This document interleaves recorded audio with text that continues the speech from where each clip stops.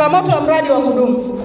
Mimi ni washauri kitu kimoja, anzisheni mradi wa kudumu.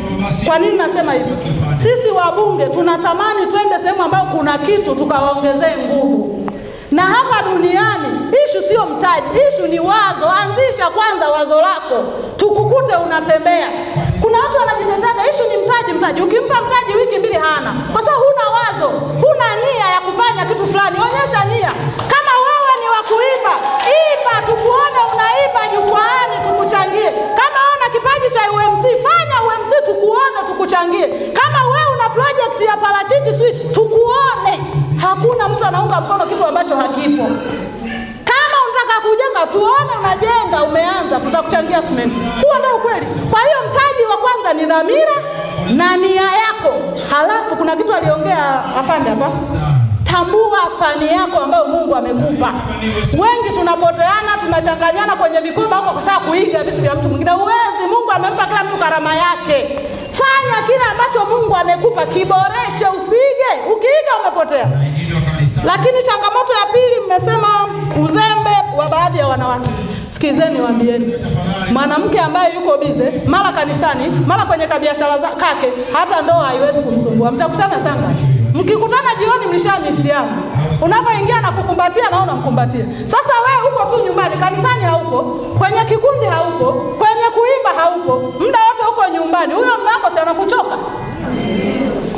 Kuwa bize, yani mwanamke fulani uko bize, unakaela kako fulani hivi, sio kakubwa kalaki 2 hapa kalaki 1 hakakusumbui. Hata mwanaume atakuheshimu. Fanyeni yote, uchumi ni muhimu, tusidanganyane hapa. Hakikisha una kitu kinacho kuongezea kipato cha kila siku. Watu wengi wanaongwa 2,200, 5,500 kwa sababu ya umaskini. Ukishakuwa na kaela kako, kwanza unawaambia utanifanya nini? Unakuwa na jeuri. Lakini hata mwanaume mle nyumbani mkiwa bize mnapambana kutafuta hela, ada za watoto hazipo. Mwanamke anapokuwa ndo problem saver tunasema, yani msaidizi wa matatizo pale nyumbani, ndo heshima yako inapoongezeka kwa mume wako. Na sio kujipodoa au kujilemba kama alivyosema afanye. Wewe una nafasi gani kwenye kumtuliza mume wako anapokuwa amepaniki, uchumi umegoma? Huo ndio ukweli. Sisi kama wanasiasa tunapopambana huko, hawa wanawake maombi yao ndio yanatusaidia. Mimi huaga nawaza hivi ninavyohangaika hivi, kungekuwa hakuna watu wanaoomba na kuniombea na kusali, hivi hii nchi ingekuwa wapi? Au hii dunia? Yaani kungekuwa hakuna kumtukuza Mungu kama hivi. Yaani Mungu ndo hatumtambui, yaani hakuna watu wanaokaa magotini kwa Mungu kutuombea. Huenda hii nchi ingekuwa haipo. Nyinyi mnaweza mkajichukulia poa, lakini hii dunia bila waombolezaji ambao ni nyinyi. Na mfano mzuri, kukiwa na mume na mke wanaishi, wana familia. Mume akiondoka bahati mbaya amefariki, hiyo familia itadumu. Na hao watoto watasoma. Akitangulia mwanamke, biashara imeishi. Mimi mwongo? Kweli. Kwa hiyo mwanamke, wewe ndo habari ya mjini. Shikilia hapo hapo. Achana na vikao. Mume wako amekuzingua, au usiende kwa jirani wala kwa mjomba wala kwa binamu, unajitangaza tu. Wanadamu wenyewe hao. Mume wako amekuzingua, sema siondoki moyoni. Sasa Mungu, siondoki humu ndani, huyu ndo mume uliyenipa. Nitambadilisha tu kwa jina la Yesu. Siku hizi mnakaa vikao vya kusuluhisha ndoa yewe. Wewe mwanamke malkia wa nguvu kabisa, unamuita mtu akusuluhishe. Kama wewe umeshindwa, mlilia Mungu wako. Hivi ni vitendo. Nitakutuliza tu. Vitendo. Wewe ndo utulize hicho kitenisi. Hapo wanaume hawa akipiga kelele akiona umetulia, naye anatulia. Ila ukijidai nirudishe, anakurudisha kweli. Tunashukuru sana wote mlioshiriki meza kubwa, asanteni sana, Mungu awabariki sana. Na niye kina mama wote asanteni sana. Safari hii kilichotufurahisha, hata DJ wenu ni mwanamke mwenzetu. Sana. Lakini pia tulikuwa na mwandishi wa habari wa Radio Maria. Asante sana kwa ushiriki wako. Lakini kabla sijasema neno langu la mwisho, nitoe salamu fupi. Wakati nimealikwa Father, mimi nina nidhamu sana.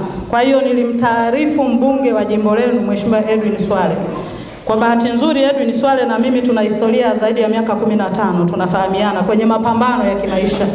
Kwa hiyo ni rafiki yangu. Kwa hiyo ilibidi nimtaarifu. Lakini sikumtaarifu tu. Nikasema huko ninakoenda wanawake habari nilizonazo ni wapambanaji. Lazima tuwashike mkono. Kwa hiyo Swale ametuma salamu. Amesema anawapenda sana, lakini hakuishia hapo, akasema nitahakikisha na katibu wangu anakuwepo. Simama katibu wa Swale. Huyu hapa. Nikamwambia huyo katibu asije na miguu tu, aje na hiyo hela niikabidhi mwenyewe kwa wale wanawake wapambanaji. Au sio?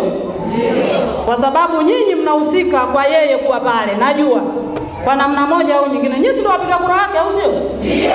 Sasa mnakuaje na tukio kubwa kama ile hapa siwachangie?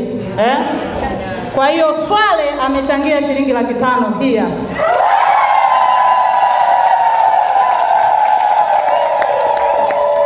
Na amesema niwaambie anawapenda sana.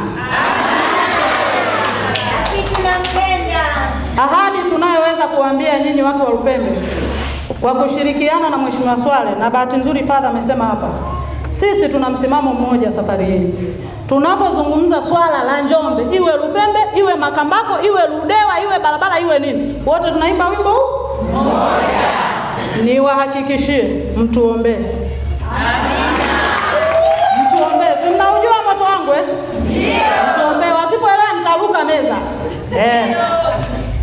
Naamini tuko kwenye hatua nzuri kuhusu barabara yenu kwa kushirikiana na mbunge wa jimbo lenu. Asanteni sana, Mungu awabariki, na mimi nawaunga mkono kwa shilingi 1,000,000 mkaanzishe